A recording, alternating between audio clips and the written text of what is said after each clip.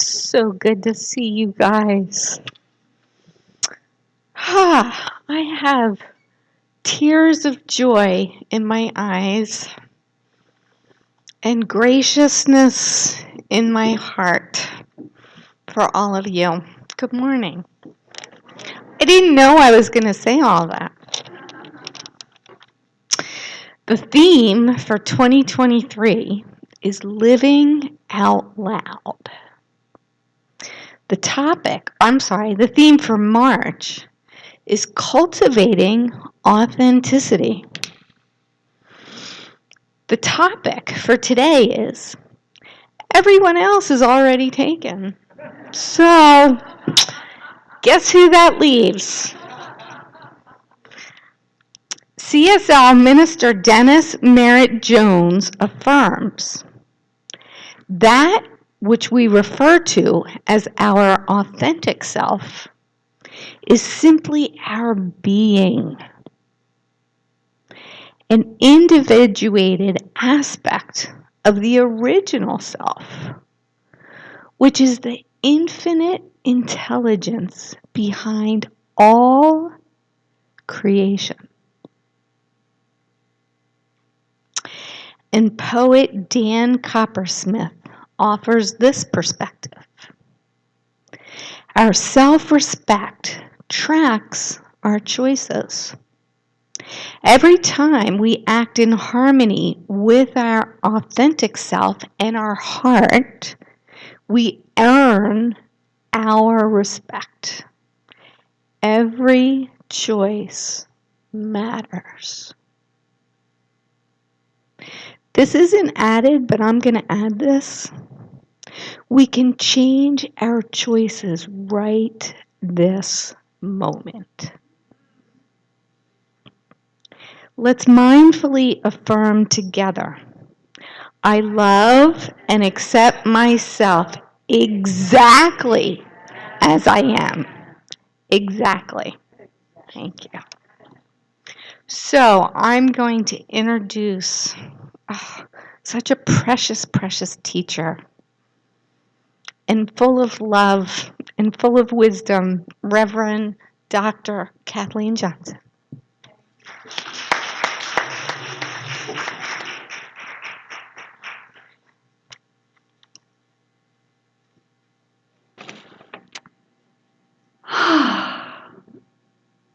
Wow, take a moment and just look around the room at all the beautiful, bright, shining lights that are gracing our community. What a gift. What a gift. All right. Cultivating authenticity. Why is this so important?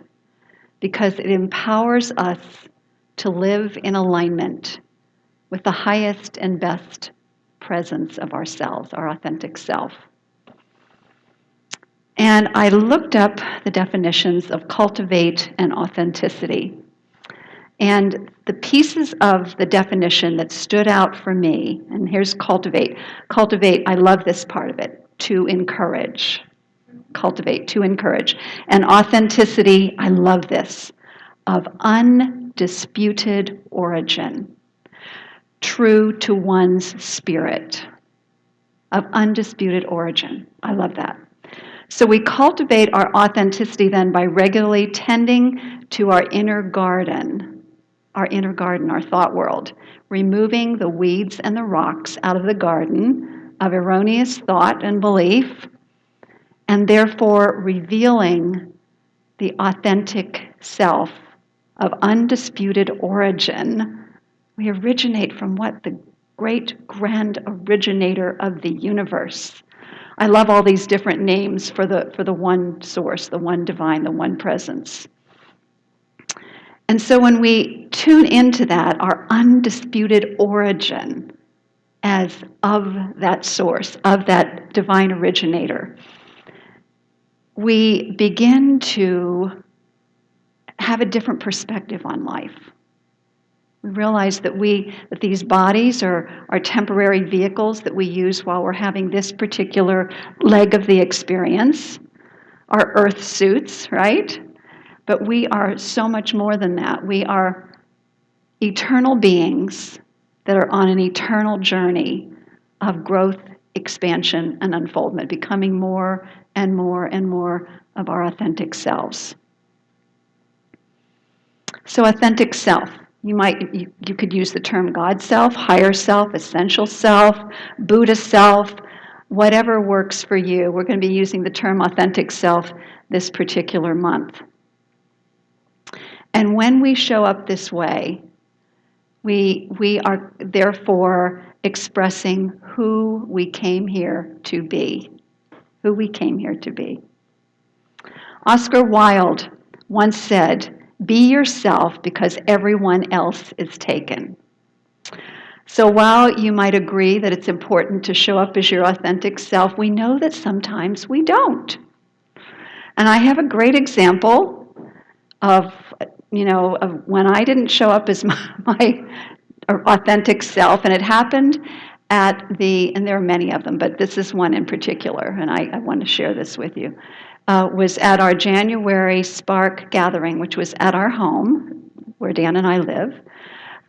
We were all gathered before we had our lunch. This was after service, and so we're having our gathering, and what happened was that there was a lot of enthusiasm, a lot of sharing going on, and then Dan walked into the room and he said, this is going on much longer than all of you advertised. And so what happened is my faux self, F-A-U-X, showed up, and oh my gosh, I was so embarrassed that I let it go on so long, and people were probably really hungry and starving, because I don't tend to notice when I'm hungry like other people do, I realize. But what I did is I cut off the person, Mary Kegelman, my dear friend, who was supposed to do the closing prayer, and I basically cut her off, and I said, let's eat and so it is, or something like that. It was something really ridiculous. And I could tell the moment that I did that, I got this hit in my solar plexus that was not the most loving thing to do. And that was when my authentic self kind of kicked in, and what I did is I then went over and Mary and I talked and I apologized. And so the thing is that's so important when we don't show up as our authentic self, to just do something about it. Do a little shift. It's an apology or whatever that's necessary. Admit your error, move on with self-compassion instead of clinging on to it for a really long time. Have you ever told yourself that being your authentic self was when you told somebody off? Well, I have an example of that. It was actually in the Science of Mind magazine this month. Reverend Joanne McFadden writes of a time that she was being interviewed for a volunteer position. And she was getting really weary there were 3 different interviewers, and they were asking her all these questions to be a volunteer. And so she says, well, I was being my authentic self, and this is what I said. She said, there are 2 types of people in this world: those who realize they are sitting on a gold mine and those who don't. Which are you? She laid a guilt trip on them, I guess. I don't know. But the bottom line was she got the position, realized she was way overqualified for it, and then quit. And then she had a talk with herself about showing up as her faux, F-A-U-X, self, or personality, and which does not serve the greater good. And what we know about the faux self or personality is that it doesn't do unconditional love. Our authentic self does unconditional love. And so the question that we want to live in this month is a very powerful one to take with you. It's a really easy question. What would love do? What would love do when we make a decision, when we take an action? Ask ourselves, what would love do to help kick in that authentic self? So I'd like to talk today this is another important point. So the intention this month that I invite you to join me in is to increase the amount of time that we show up as our authentic self. And when we don't, have compassion for yourself. It's okay. It's part of the journey. So there are actually 3 things I'd like to cover to cultivate authenticity, and there'll be many more throughout the month, but the 3 today I'd like to focus on is cultivating authenticity by cultivating awareness of our divine self, cultivating self-compassion and acceptance, and cultivating the courage to be vulnerable. So I'd like to start with a true story. And it relates to a solid gold statue of Buddha called the Golden Buddha that is in Bangkok. And it was built in 1403, really long time ago. It stands 9.8 feet tall, and it weighs 5.5 tons. It's solid gold. And it's worth about $250 million. I mean, this is a huge, huge statue.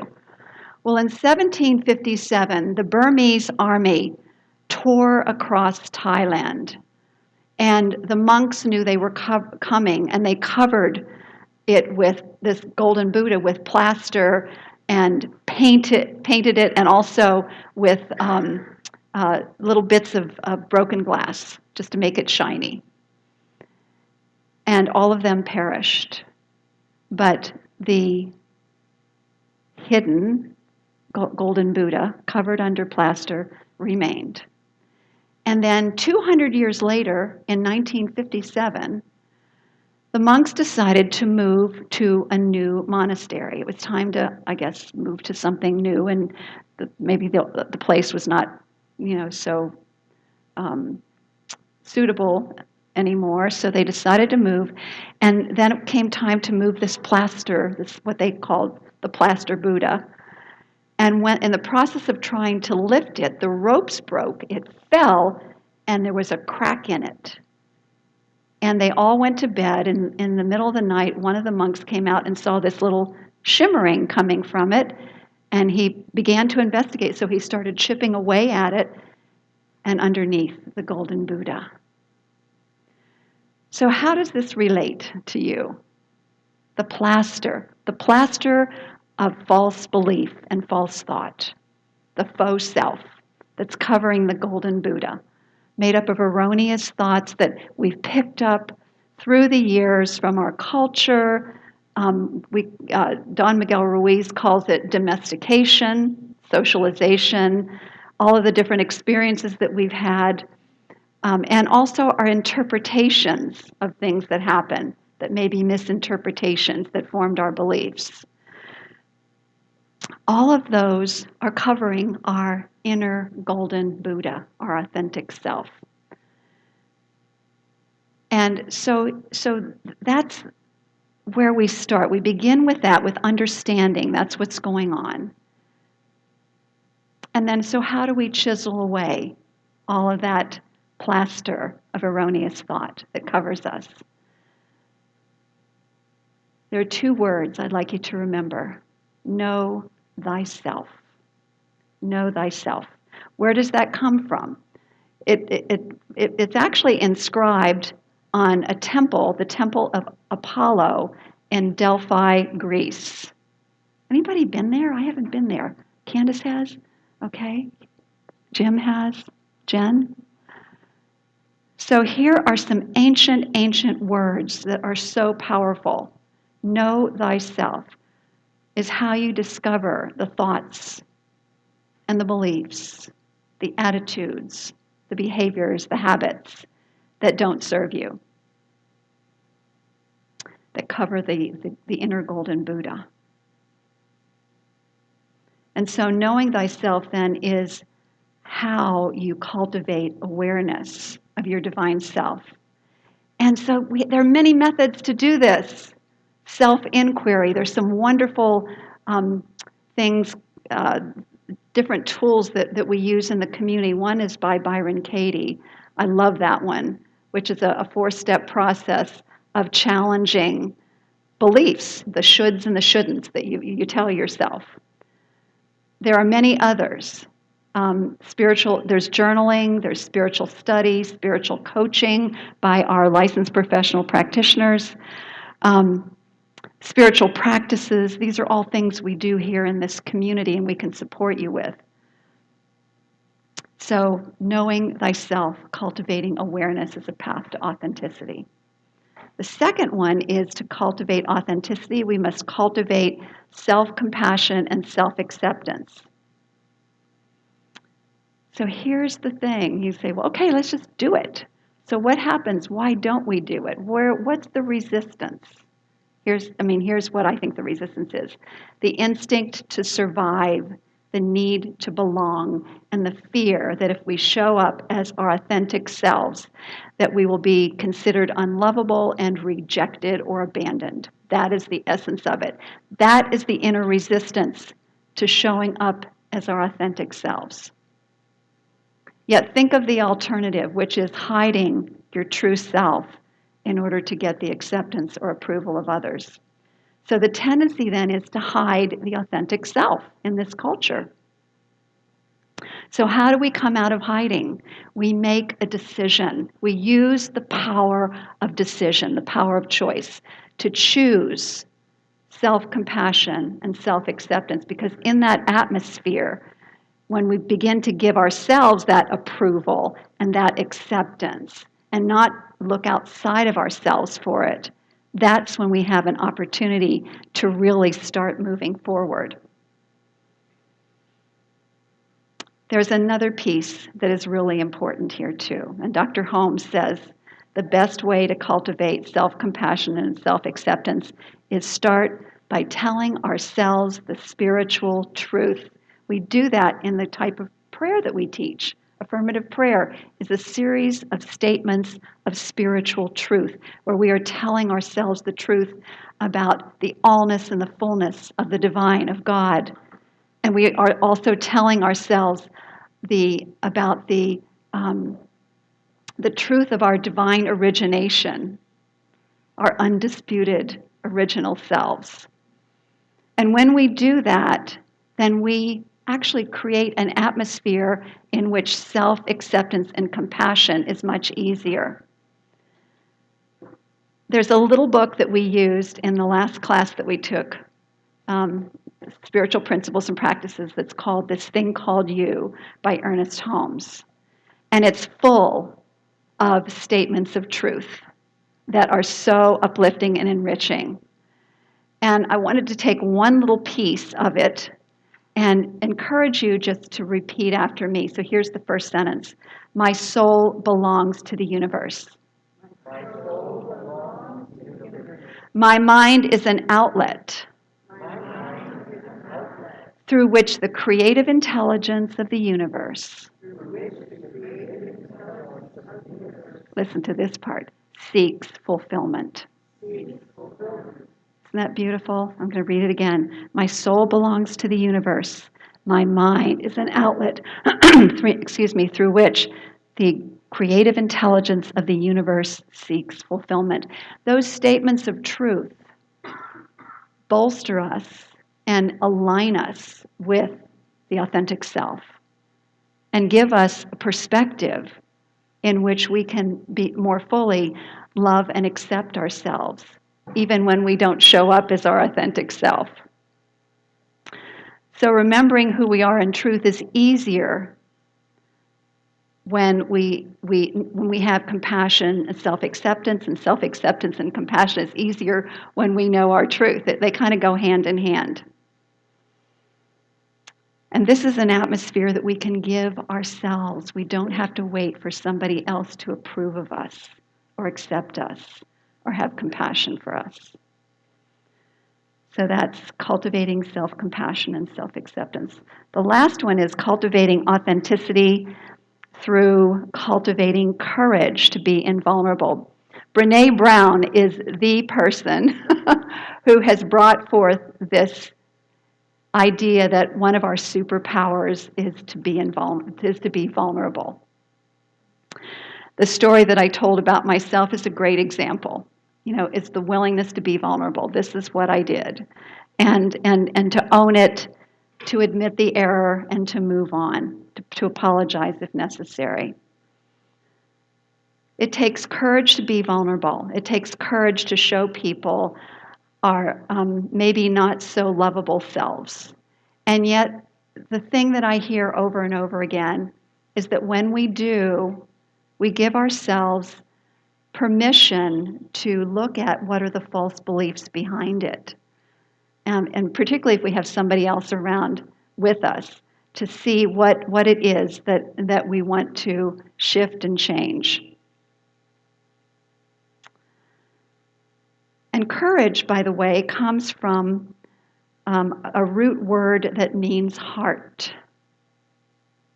It takes heart. Being vulnerable, speaking honestly about what is troubling us with the purpose of transformation is heart work.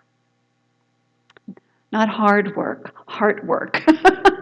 Heart, H-E-A-R-T work.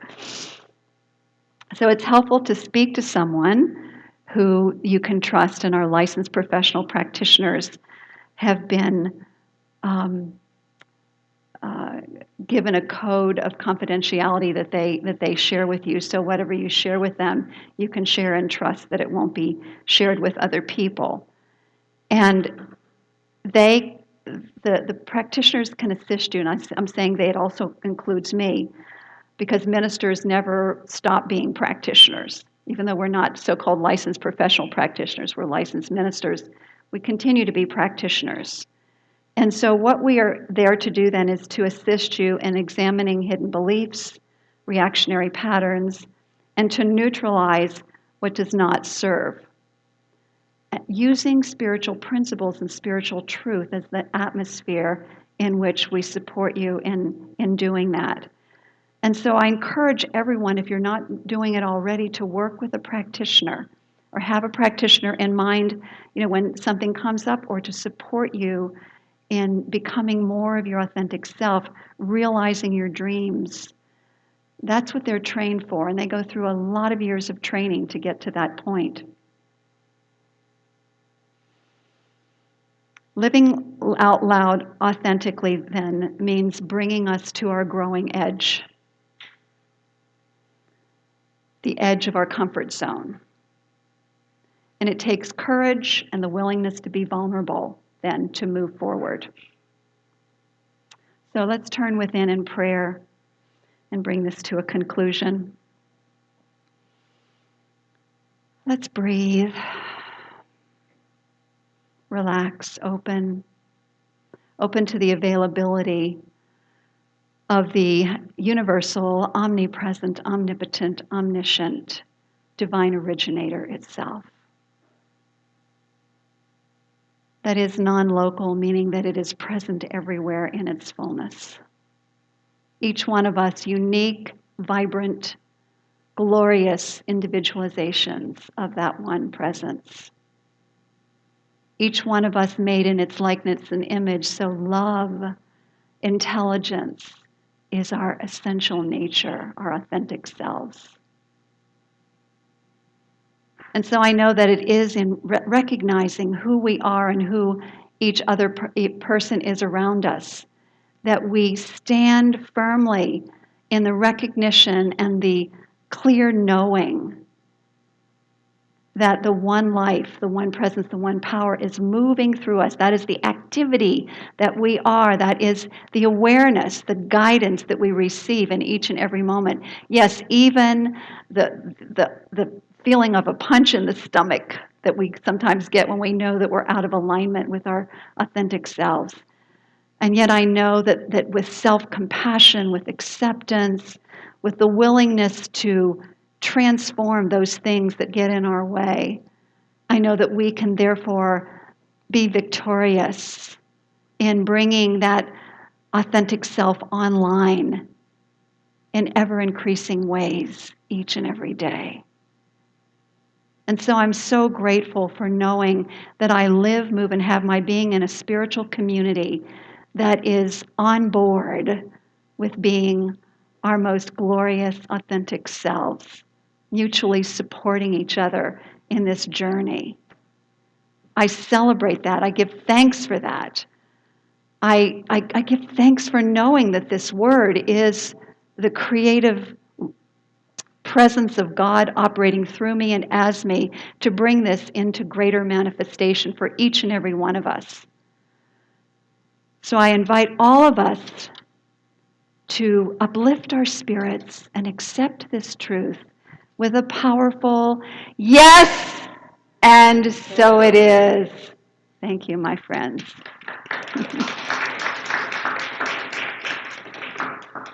And now our beloved, lovely